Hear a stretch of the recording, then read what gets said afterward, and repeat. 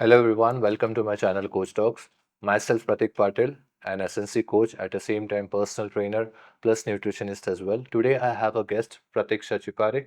Okay, welcome to my show, Pratiksha. Thank you. So Pratiksha is a SNC coach. At the same time, she is a certified personal trainer as well, plus a nutritionist and founder of Strength Zone. So Strength Zone is basically the gym, or not a gym, I'll say. It's a fitness hub which is empowered to educate the female regarding strength training. At the same time, how can they refine their life, okay, plus their work, in order to balance these two things for a female is one of the very biggest challenge in this era, but she has done an amazing job in this part. So welcome to my show again. Thank you. And it's a great opportunity to get to know about you, your coaching career, plus how do you tackle the situation and burst out the myths regarding female coaching. Thank you so much, Pratik. So, Pratiksha, here comes my first question to you. Why do you choose exclusively to coach females? Okay, what was your thinking process behind it? Okay, I would like to answer that. So I didn't had any clear idea of day one that I should go and train females. It came to me as I started experiencing and observing the things. According to me, female face unique challenge when it comes to fitness. It can be anything. It can be emotional. It can be physical. It can be social. Okay, So many a times I feel that women are not sure when they walk into the gym. They are unsure that what is going to really work with their bodies, and there is a clear gap. Like women need a space where they feel that they should be heard, okay. they are safe, and they should Yes, be yes, empowered. absolutely. So that is the concept. That is the time when I clicked that I should have a space where females should be empowered, at the same time they should be felt stronger, and that is how Strength Zone came into my mind. Amazing, amazing. So, exclusively the way you have chosen to coach them. So, what are the common issues you felt ki these are gonna come while coaching them? So, do you summarize any strategy before taking this stream? There are so many issues around there. The first thing is there is so much of misinformation about females shouldn't lift weights. So the first thing is I started making females aware about why should they start lifting weights. Okay. So lifting weights is not going to make them bulky. Second, female usually overtrain themselves, or they are always underfueled. They don't take their hormonal cycles in consideration when they plan any kind of workout routine. Third thing, females are always under stress. Stress, it can be anything: work stress, family stress, whatever it is. So due to this, they are not consistently giving self care for themselves. Definitely. So strength zone, or it is so strength zone is all about where we target holistic and a sustainable approach where the female are getting stronger, as well as they are leading a very a kind of well life. Okay, so your main intention is because since due to they need to manage their workload at the same time house, so there is no time for themselves. Yeah. So your main intention to get to them ki you gonna take yourself on a very good note. So strength training is something which will help them to live a life in a Yes, better yes, terms. yes, That's definitely. really nice. So do you think, Pratiksha, men should be trained differently and women should train differently? I think this is an amazing question, as well as a very important question. Females should be trained differently, not because they are weaker, but because they have different bodies, right? So we'll go one by one. Hormonally, female go through menstrual cycles, and during this cycles, their energy levels are different during all the phases. So hormonally, it should be considered. Second, structurally, women's usually have wider hips and different joint angles, so exercise should be selected accordingly. What I feel that women's are always asked to go to the gym just with the constant botheration of lose weight, or you have to shrink down. But it's not like that. Once you start doing strength training, it is not only going to lose your weight, but you're going to gain confidence. So once you gain muscle, you will get confidence, and this is how you're going to gain more strength into your life. Definitely. Yeah. So mentally and structurally at the same time, hormonally, these three parameters are something every female should be working or should be that is as a coach must be taken into consideration Yes, while yes, designing the program planning for definitely. them. Yeah. So coming to the previous questions, hormonally, structurally, and mentally. Okay, there was one point you mentioned menstrual cycles. which is an important phase for every female. She undergoes various phases. So in that phase, how do you periodize this program? Because from day one to day five, okay, the phase is gonna be differently hit for that female. So let's say on day one, she's gonna be something on a very, very low note. Day two might be a bit higher, but still on a very low note. So how do you periodize that program? Okay, so when you take account of a female's menstrual cycle while designing her workout program, syncing cycle with training is going to give you optimum and amazing results. Now, Oh, how do I structure that? Let me tell you. So now the first phase is the follicular phase. That is from day 1 to day 14. This is the phase when the period starts. right. So during this, the estrogen hormone rises and so is the energy level. So females are higher on energy, they are motivated. So at this time, you can go with little higher reps. You can go for progressive overloading and you can try to push your limits. Now the second phase is known as ovulation phase. It is on day 14th. Now during this phase, the strength is maximum. So at this time, you can just go for one rep max. You can try heavy lifts. You can go for try new skills on this time. And next, third phase is known as luteal phase. Luteal phase is where, which starts from day 15 to day 28. So Okay. at this point, the progesterone hormone rises and the energy level goes down. The female start feeling bloated. They're less on energy. So what is my point during this phase? You don't have to stop. You have to show up, but go with light weights, go for mobility, go for stretching, go for yoga, get yourself motivated, practice meditation, but do not stop. Show up. And the last phase is menstrual phase, that is 1 to 5, when female go through their period and everything. Hmm. So this is the personal choice. At this point also, some female have higher energy, some females have low energy. So just try to listen your body. If you want to stop, you can stop. If you want to work out, you can still go out and work out, because it's nothing like females shouldn't work during their periods. So you can Okay. work out. Just try to listen to your body.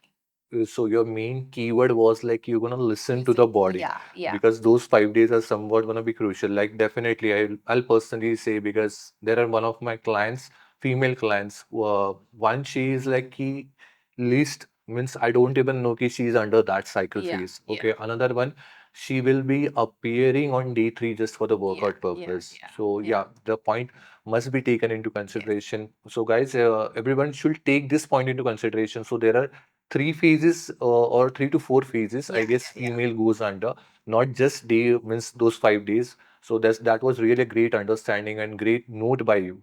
Okay. So Pratiksha, like you mentioned the previous segment, which was really wonderful by you. Okay, what do you think the biggest myth, okay, you came across while doing the strength training, especially for the females, since it's your niche? Okay, there are many myths around, but I'll just point you top 3 myths. So the first one is women shouldn't lift weights because that is going to make them bulky. This is very wrong. Women should start lifting weights, or women should lift weights, because strength training or weightlifting is more important for a female as compared to male. Because lifting weights is not going to make them bulky, because the amount of hormone testosterone which is present in female, which is responsible for developing muscles, is much in is more in lesser quantities, in very less Yes, quantity in a absolutely. female body as As compared to compared to male. the male. Huh. And secondly, people think that strength training is only for athletes or bodybuilders. No, strength training is for every woman out there, whether you are mom, whether you are a working professional, or whether you are someone who wants to age gracefully. Because strength training is going to make your bones more stronger. It is going to improve your bone mineral density, and it's going to make your body more toned, and you'll be more stronger, and you'll age gracefully. Yeah, anti-aging is something really Yeah, women's love, yeah. okay, because the aesthetic wise, it develops a very good aura around them Yeah. as well. And the third thing is, people think that strength training is going to make them more fatter. Once they stop working out, the muscles are going to turn into fat. But this doesn't happen, because muscle and fat, these are two different tissues. Yes, One cannot turn into the other magically, right? yes, So I'll just give you a small example. If a person is having 1500 calories every day, and if she is working out, she is burning 500 calories, right? So excess 1000. yeah, so total calorie intake total calorie of the day will be 1000 1000 calories. calories. But if she stops working and if she's building up that 500 calorie on every single day, so that is how she goes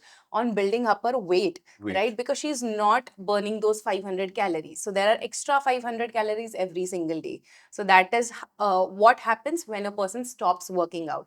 So gaining weight is not because you stopped working out, it is just because you have become more inactive. Absolutely. So Yeah. that was really nice. The second one, second thing was ki, do you think the men, the program designing what you do for the female is completely different as compared to men? Okay, means let it be structurally or physically or considering the mental health as well. Okay, so how do you approach? Because there are many hormonal changes which have been happening within the female body. So the way you design a program or a workout schedule for them, what exactly that is? So yes, I will say that women should be designed. Workout programs for a women should be designed differently, not just because they are weaker. They are not weaker, but their body is different. So now, if we consider hormonally, every month female go with menstruation.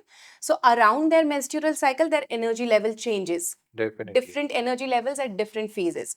Second, if we talk with as compared to structures, women usually have wider hips due to which their joint angles are different.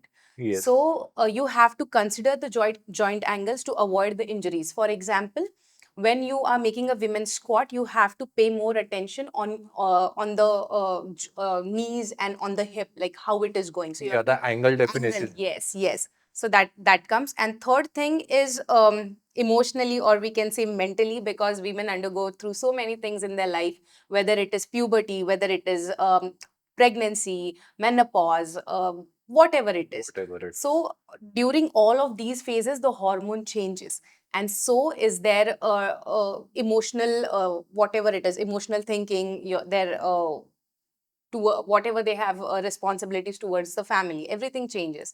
So all of this should be considered whenever you're designing a workout plan for the females. You're a nutritionist as well. Okay, so what are the key, as a nutrition, from nutritionist perspective, what are the key differences you consider while designing a nutrition plan for them? Yeah. So what I usually feel, workouts and nutrition goes hand in hand. So Definitely. whenever you're planning any kind of nutrition, because nutrition or the meal plan, it is just way more beyond that, beyond the calories. So you have to consider so many points. For example, I'll just mention few points. Hormonal fluctuations. So whenever a female is during her luteal phase, she's low on energy. She starts craving for sweets. So during this phase, you have to go with slightly higher calorie intake. You have to go on food which is higher on calories, but at the same time, they are going to balance your blood sugar levels, like complex carbs and everything. Secondly, you have to consider iron and calcium deficiencies. Every month, women bleed, so naturally they are going to have, they are more prone to the risk of iron deficiencies. So you should plan iron-rich foods or even iron supplements into your meal plans. Secondly, you should always suggest some calcium supplements, Sugar because levels. after few time, after 30s or after 35, women's are more prone to osteoporosis or any bone related Yes, disorders. right. Third thing, and the most important thing, is protein intake. Women 100% under eat protein because they are constantly into the dogma of losing weight. They try to eat little lesser. Lesser. So ultimately, there are protein deficiencies. So you have to make sure that educate protein should be, you should at least go with, Educate them then. educate them having educate protein, because protein is going to help you build your muscle. It is going to help you make yourself recover faster. It is going to work well with your hormonal fluctuations and everything. And last thing, you have to also consider lifestyle and different life stages. Lifestyle as in what kind of lifestyle that person is going through, and life stages as in whether the female is in her puberty, or whether she is in her pregnancy, postpartum, or menopause. So during different life stages, the nutritional approach is highly, what we can say, specific. So you have to plan the nutrition accordingly. Wow, that's amazing. So, coming up to, like you mentioned, ki you need to consider women's history as well. Yeah. What exactly is her work lifestyle? Yeah. At the same time, day-to-day routine. So many of them they opt out for 90 days plan or let's say 120 days ka plan. The transformation is happening, okay, because calorie deficit में रहते हैं. At the same time, okay, maintenance zone जब आता है तो many of the females they try to give up क्योंकि वो जो एक गोल था वो अचीव हो चुका है. But many of the times what they think कि नो यार अभी मेंटेनेंस फेज है तो we will be doing by themselves only. So, at that phase of time, how do you design a sustainable plan for them? Are there any strategy you keep in the mind while designing such a plan so that even though she is not your client, yet she'll be remembering you ki you have given a plan where she is able to manage her day-to-day chores at the same time her work life and her family both spaces are being maintained on a very good note. Amazing question, Pratik. So now let me tell you, the first thing is fitness is not a 45 days challenge. It is not a 90 days program, but it is life. And it Yes. should be always sustainable. Sustainable means if I'm doing this for 1 month, I should be able to do this for 10 years henceforth. I should be able to pass this to my kids or whatever it is. So fitness is sustainable. It is not a transformation plan. Secondly, I tell female that don't go for extreme. Try to build simple habits like try to work out at least 30 to 40 minutes a day, Yes. strength training 2 to 3 days a week, go for try to eat protein on regular meals, then try to have walk after your lunch and dinner. So try to do this basic habits and try to make it sustainable. Don't go for fad diets, don't go for something fad programs which you won't be able to continue for next 10 years. So sustainability is the most important thing over here. Okay, so guys, like she also mentioned, so me being a nutritionist also, I will also recommend every one of you, okay, to go on to the sustainable plan. Yes, definitely 90 days challenge, 120 days challenge, or XYZ challenges. They are good. They are good. They will help you to achieve the goal. They will help you to create a discipline pattern. But what after that, you must take into consideration Yes. that as well. So sustainability is something one must always think of a long-term picture rather than a short-term Short term. picture. Yeah, Okay. absolutely, absolutely. So, like you mentioned, okay, since you're a nutritionist, a strength training coach as well, okay. So there are various problems which are occurring in female these days. Let's say an example, a teenager is facing PCOS, okay, or women's undergo menopause, perimenopause stages as well. So these stages are very important for them, Yeah, okay, and strength training definitely helps them to survive on a very good note. So absolutely. how do you tailor those program? At the same time, what are the nutritional or micronutrients or macronutrient you take into consideration while framing those plans? Yes, Okay. yes, amazing question. So, whenever a female is going with any kind of hormonal issues, whether it is PCOS, perimenopause, menopause, the workout and the nutrition strategy changes. So, for example, PCOS is a hormonal condition where the female ovaries are affected. There are some cysts on the ovaries which are filled with fluid, Yes. and they are not always harmful.